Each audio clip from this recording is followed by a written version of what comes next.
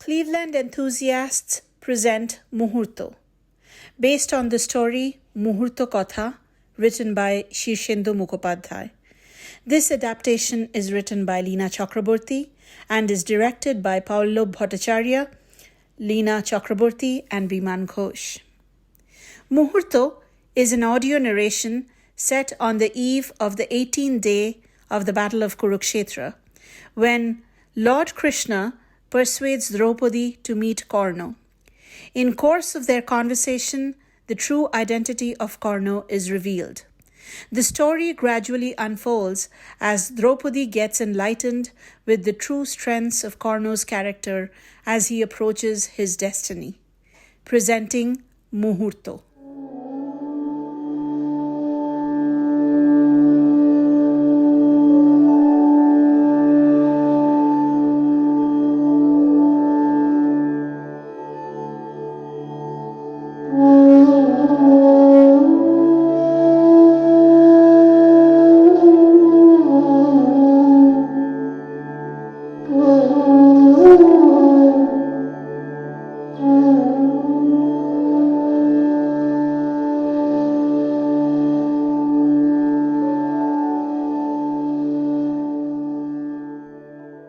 কৃষ্ণা, আজ যুদ্ধের খবর ভালো নয়। জানি বাসুদেব, পঞ্চপতির ক্ষত পরিচর্যা করতে গিয়েই তাদের মুখভাব দেখেই আমি তা বুঝতে পেরেছি। সুতপুত্রের স্পর্ধা সীমাহীন। অর্জুন যে তাকে বধ করবেনই, এতে আমার কোনো সন্দেহ নেই। যাজ্ঞসেনী, রাধে উত্তম যোদ্ধা, অঙ্গে ভূষণের মতোই স্পর্ধাটা সহজাত। যশোদানন্দ, তুমি কি তার প্রতি অনুরক্ত? না যাজ্ঞসেনী, এ অনুরাগের প্রকাশ নয়, এ হল সত্যের সম্মুখীন হওয়া। হে ঈশ্বর, বিভিন্ন সময়ে বিভিন্ন পরিস্থিতিতে তোমাকে লক্ষ্য করেছি। অধীরথ তনয়ের প্রতি তোমাকে কখনো অসন্তুষ্ট, আবার কখনো অনুরক্ত বলে মনে হয়েছে আমার। সে কুশলী সৈনিক, সে দাতা এবং অন্যান্য গুণাবলীও থাকতে পারে, কিন্তু পুরুষোত্তমের স্নেহ আকর্ষণ করার মতো কোন সৎ কাজ সে করেছে? দুধসভায় আমার লাঞ্ছনার সময় তার ভূমিকা নিশ্চয়ই তুমি বিস্মৃত হওনি সখা। সখী, আমি যে কিছুই বিস্মৃত হতে পারি না। হায় রে, আমার যে কেন বিস্মৃতি নেই? তোমার পক্ষে তো বিস্মৃতি তো সম্ভব নয় স্মার্ত। তবে এই হাহাকার কেন? পাঞ্চালী, মাঝে মাঝে কি মনে হয় জানো, অন্য সব মানুষের মতো বিস্মৃতি থাকলে হৃদয়ের অনেক ক্ষতের উপশম হতো। তুমি তো জানো, এই যুদ্ধে এক পক্ষ অবলম্বন করেও আমি সম্পূর্ণ পক্ষপাত শূন্য। তাও কি সম্ভব? হ্যাঁ, সম্ভব। প্রিয় বা অপ্রিয় বলে আমার কিছু নেই, শত্রু নেই, মিত্র নেই, তাই আমার পক্ষপাতও নেই। আমি সামান্য নারী, আমি কি অত কথা বুঝতে পারি? আর যুদ্ধের সংবাদে তুমি যে বিচলিত তা আমি বুঝতে পেরেছি। পঞ্চপতির গম্ভীর বদন আর অধমুখ দেখে তাঁদের কাছে যুদ্ধের খবর জিজ্ঞাসা করার সাহস আমি পাইনি। তুমি আমায় বলো জনার্দন। পাঞ্চালী, তুমি বীর জায়া, বীর তনয়া, ক্ষাত্র শোণিতের অধিকারিণী। জয় পরাজয়ের সংবাদে নিষ্পৃহ থাকার মানসিকতা তোমার আছে। শুধু অর্জুন ছাড়া তোমার প্রতিচতুষ্টয় আজ কর্ণের কাছে পরাজিত, বিধ্বস্ত ও পর্যুদস্ত। তাদের পক্ষে সবচেয়ে লজ্জার কথা কি জানো? কর্ণ তাদের পরাজিত করেও করুণা পরবশত বধ করেনি, ব্যঙ্গোক্তি করে ছেড়ে দিয়েছে। সেই অপমান বৃশ্চিক দংশনের মতো তাদের যন্ত্রণার কারণ হয়েছে। কর্ণ তাদের বধ করেননি কেন? সুতপুত্র কি হত্যাকুণ্ঠ? সেই প্রশ্নের জবাব দেওয়া তো আমার পক্ষে সম্ভব নয়। তোমার অজানা তো কিছু নয় ত্রিকালদর্শী। সেইটাই তো আমার অধিকতর মনোবেদনার কারণ। যে সব জানে তার যে কি জ্বালা। তুমি তুমি কি ভাবো কর্ণ জয়ী হলে পরাজিত অর্জুনকে কি তিনি ছেড়ে দিতেন? না সখী, কর্ণ নিজ মুখেই পাণ্ডব চতুষ্টয়কে বলেছে সে অর্জুনকে বধের অভিলাষী। এই চারজনকে সে উপযুক্ত প্রতিপক্ষ বলেই মনে করেন। আশ্চর্য তার অহংকার! অধীরথ পুত্র যে অহংকারী তা তো সুবিদিত। সখী, আজ তোমার কাছে আমি এক আবেদন নিয়ে এসেছি। আমার কাছে তোমার আবেদন? বলো বলো সখা, তোমাকে তো আমার অদেয় কিছু নেই। রাধে ওর বিনাশ যে অতি সন্নিকট তা আমি মনশ্চক্ষে দেখতে পাচ্ছি। সেই সুদিন সমাগত হলে পাণ্ডব শিবিরে কুলনারীদের সঙ্গে আমি শঙ্খ উলধ্বনি দেব। তাও জানি তোমাদের সুখের দিন আর বিলম্বিত নয়। কর্ণ আজ কবচ কুণ্ডলহীন, মাথার উপর ঋষির অভিসম্পাদ বহন করছে।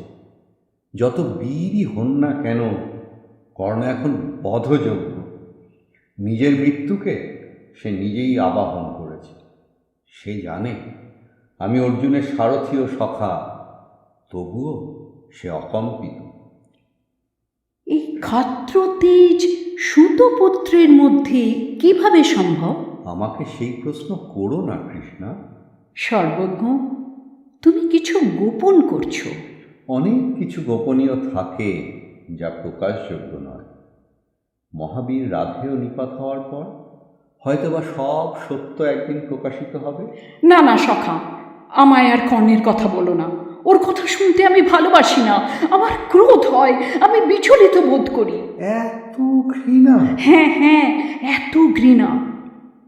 কিন্তু সখা, আজ কি তুমি কর্ণের কথাই বলতে এসেছো?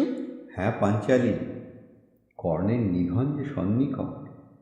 আমার মনে হয় কর্ণ যেদিন প্রাণ ত্যাগ করবে সেদিন পৃথিবীটা ম্লান হয়ে যাবে। বাসুদেব, একই কথা তোমার মুখে? কর্ণ কি কোনো মহৎ মানুষ? কৌরবদের পক্ষ নিয়ে সে কি পাণ্ডব পক্ষের বিরুদ্ধে অন্যায় করেনি? সখী, কর্ণ যে বড়ই দুর্ভাগা, বড় একাকী। অহংকারীরা তো নিঃসঙ্গই হয়ে যায়। কর্ণ তার ভবিতব্য জানে, আর এও জানে যে সেই ভবিতব্যের বিরুদ্ধে তার কিছুই করণীয় নেই। তুমি এক পাষণ্ডের গুণগান গাইছো পার্থসারথী। তুমি রুষ্ট হয়েও না সখী। আমি যা দেখি তুমি তো তা দেখতে পাও না। জানি ত্রিকালেশ্বর, তোমার চেয়ে বহুদর্শী আর কে আছে? আজ তোমাকে এক স্থানে নিয়ে যেতে চাই, যাবে? আমায় কোথায় নিয়ে যাবে? আমার ঘর গৃহস্থালী পড়ে আছে, আমার পতিরা ক্লান্ত বিক্ষত, তারা আমার পরিচর্যার অপেক্ষায়। এই সময় আমি কি কোথাও যেতে পারি? তুমি জানো না যে আমি মায়া সৃষ্টি করতে পারি? আমি একটি লহমায় সময়কে অসীমে প্রসারিত করতে পারি। এক লহমা, একবার মাত্র আঁকিপাতের সময়টুকু যদি দাও তবেই যথেষ্ট। কেউ কিছু টের পাবে না। কিন্তু কোথায় নিয়ে যেতে চাও? এক মহাপরাক্রমশালী বীর, এক বিশাল ঐশ্বর্যবান মানুষ, এক অবিচল পাহাড়ের মতো স্থিতধী ব্যক্তিত্বের কাছে, যে আজ তার নিজেরই ধ্বংসস্তূপের মধ্যে বিরাজমান। চলো যাই, তোমাকে নিয়ে যাই তার কাছে। সখা, সে কি কর্ণ? হ্যাঁ সখী, সে কর্ণ। কিন্তু যে কর্ণকে তুমি জানো, এ সেই দুষ্কৃতী নয়। ভাগ্যচক্রে তার যে ভাবমূর্তি তৈরি হয়েছে সে তো তার সত্য পরিচয় নয়। কর্ণ কি আমার সাক্ষাৎ প্রার্থী? না না, সে কেন তোমার সাক্ষাৎ প্রার্থী হবে? তবে তার কাছে আমার কি দরকার? বললাম তো, অচিরেই কর্ণ বিলুপ্ত হবে, আর তার দেখা পাবে না। একবার তার সত্য পরিচয় তোমার কাছে উন্মোচিত হোক, সেই হতভাগ্যের জন্য যদি তোমার এক বিন্দু অশ্রুও ব্যয় হয়, তবে তা আমার কাছে এক স্বর্গীয় শোভা হবে। একটি নিমেষ মাত্র ভিক্ষা দাও সখী। কর্ণ যদি আমায় অপমান করে? আমি তো আছি। কিন্তু কর্ণের জন্য আমার অশ্রুমোচন, তুমি তা কেন দেখতে চাও চতুর্চূড়ামণি? তোমার মনের হদিস যে আমি পাই না সখা। ভবিষ্যতে কখনো তা তোমাকে বলবো, শুধু এই ক্ষণটি বয়ে যেতে দিও না। বেশ সখা, তবে তাই হোক।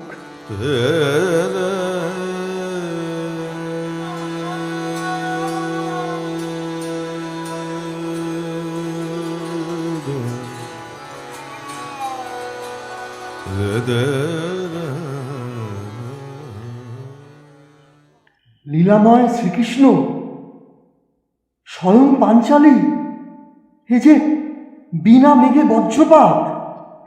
আজকাল আমার ভাগ্যোদয়ে যে কেউ ঈর্ষান্বিত হবে। অম্বা কুন্তিও সেদিন এসেছিলেন। এই দিন ধন্য। আমরা কিছু চাইতে আসিনি মহাবাহ। কর্ণের আজ আর কিছু নেই, তাই কর্ণ আজ সব দিতে পারে কেশব। কুরু সেনাপতি দাত্ত শ্রেষ্ঠ, পাঞ্চালী আজ তোমাকে অভিবাদন জানাতে এসেছে।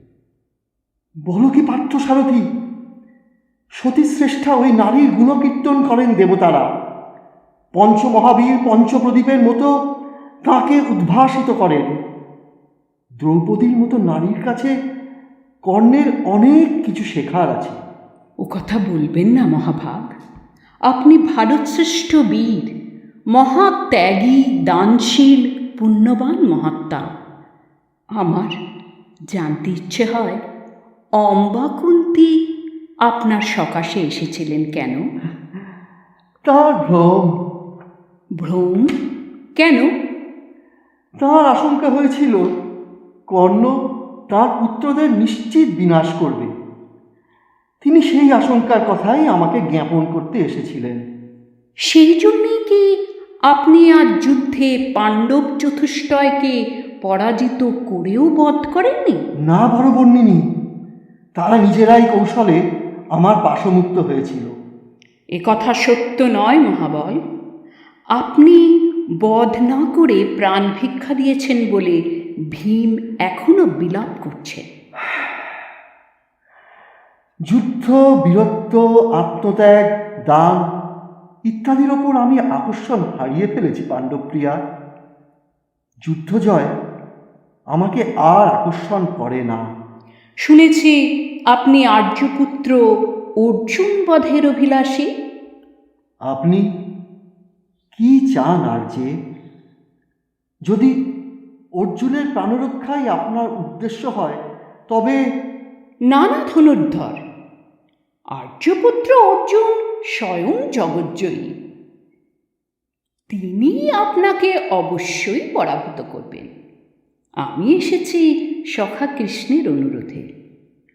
দেবী, আপনি বীরপত্নী, অপিচ ধর্ম সর্বদাই জয়ী হয়। আর্যপুত্র, অর্জুনের প্রতি আপনার ঈর্ষার কথা সকলেই অবগত আছেন। এই যুদ্ধে আপনি জয়ী হবেন না। দেবী, এ কি অভিশাপ? না না আর্য, এ আমার বিশ্বাস। যুদ্ধে জয় বা পরাজয় আছেই, আমি ওসব নিয়ে চিন্তিত নই। তুচ্ছ দেহ পরিত্যাগ করা চিন্তার বিষয়ও নয়। রাধেও, আমি যুদ্ধের বিষয় নিয়ে কথা বলতে আসিনি। বাল্যাবধি অস্ত্রানুশীলন করে আসছি। এই অস্ত্রের ঝনৎকার এখন আর আমার ভালো লাগে না। শত্রুবধ আর প্রিয় নয়। হে ত্রিকালদর্শী, আমি আজ কঠিনতর সংগ্রামের সম্মুখীন। আমাকে বুঝিয়ে দাও, এই জয় পরাজয়, এই যুদ্ধ বিবাদ, এই গৌরব ও পরাভব, এই সম্মান ও অসম্মান, এর মূল্য কি? মহাত্মন, আপনাকে দেখে মনে হচ্ছে যেন মোহনার নিকটবর্তী এক নদী, যার বিস্তার আছে কিন্তু স্রোত নেই। সে মন্দীভূত, শ্লথ, নির্বিকার। বেণুকর, আমি শুনেছি তোমার মোহন বাঁশির সুরে গোপীরা সম্মোহিত হয়ে যেত। আমার সেই সুর শুনতে খুব ইচ্ছে হয়। মহাবল, আমার বাঁশি তো সর্বদাই বাজছে। শোনার জন্যে হৃদয়ের ব্যাকুলতা হলেই হয়।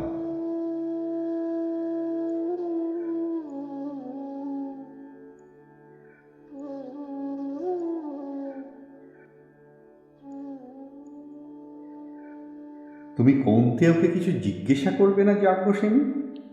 কোনতেও? সখা, আমার শ্রবণে কি ভ্রম হচ্ছে? না সখী, কোনো ভ্রম নয়। ইনি জ্যেষ্ঠ পাণ্ডব, সূর্যের ঔরসে মাতা কুন্তীর গর্ভে জাত। পরিত্যক্ত, ভাগ্যতাড়িত, অভিশপ্ত বিধুর এই মানুষটি নিজ কৃতিত্বে তোমার স্বামী হতে পারত। আবার ষষ্ঠ পাণ্ডবের একজন হয়েও সে তোমার পতিত্ব লাভ করতে পারত। বরাঙ্গনা, আপনি সংকুচিত হবেন না। আমাদের সেই বয়স অতিক্রান্ত। উপরন্তু আজ আমি জীবনের উপান্তে উপস্থিত। কপচকুণ্ডল নেই, শিরে গুরুর অভিশাপ, 1 বিঘাতিনী লক্ষ্যভ্রষ্ট হয়েছে। এই কর্ণ এক ছায়া শরীর মাত্র। আমাকে ক্ষমা করুন বরেণ্য, প্রমাদবশত আমার স্পর্ধা প্রকাশ পেয়েছে। কিন্তু দেব, পরাজয়ের আগেই কেন আপনি পরাজিত হয়েছেন? পরাজিতও হইনি, জয়ীও হইনি যাজ্ঞসেনী। জননী কুন্তী এসে যেদিন আমার জন্মবৃত্তান্ত শোনালেন, সেদিনই নদীতটে সায়ংকালে যুদ্ধজীবী রণন্মাদ কর্ণের অবসান ঘটে গিয়েছিল। ইন্দ্র ছলে হরণ করেছিলেন কবচকুণ্ডল, কিন্তু তার চেয়েও অনেক বড় সর্বনাশ ঘটে গিয়েছিল সেই দিন। কার বিরুদ্ধে আমার সংগ্রাম অর্জুন প্রিয়া? কর্ণের মুঠিতে সেই দিনই ধনুক আলগা হয়ে গিয়েছিল। আজ কর্ণ আর যোদ্ধা কর্ণ নয়, বীর নয়। আজ কর্ণ এক ব্যতীত হৃদয়, হৃতশক্তি, নিষ্প্রাণ এক মানুষ। অর্জুন যাকে হত্যা করবে, সে অনেক আগে নিহত হয়েছে। ও কথা বলবেন না, বলবেন না আর্য, আমার হৃদয় বিদারিত হচ্ছে। শান্ত হও কৃষ্ণ সখী, বাস্তব ও সত্যকে অবলোকন করো। কর্ণ কি পারে কৌন্তেয়কে অস্ত্রাঘাত করতে? তোমার অর্জুন তার প্রার্থিত জয় পেয়ে যাবে। তার জয়ধ্বনি উঠবে চারদিকে, আর চিরকাল মানুষের ঘরে ঘরে ধিকৃত হবে কর্ণ দুর্বল পুরুষাকার, দৈব বলবান। হে বীর, উত্থিত হন, সত্যকে প্রকাশ করুন। পাণ্ডবেরা আপনাকে শিরোধার্য করে নেবেন। রণহুঙ্কার অবসিত হোক আর্য। একে প্রণাম করবে না দ্রৌপদী? আমি পঞ্চপুরের ভাগ্যবতী পত্নী, আমি বীর মাতা, বীর কন্যা। আমি শ্রেষ্ঠ পুরুষদের সাহচর্য পেয়েছি। তবু আর্য, এ কথা স্বীকার করতে আমার দ্বিধা নেই যে আমি আপনার মতো পুরুষ দেখিনি। আপনাকে সাষ্টাঙ্গে প্রণিপাত করি আর্য। নিমেষ অতিক্রান্ত যাজ্ঞসেনী। এই নিমেষ অনন্তকালের মধ্যে মিলিয়ে যাবে। এ এক সুন্দর মুহূর্ত, মহাকালের বুদ্বুদ। তবুও কি সুন্দর, কি অপার্থিব সুন্দর।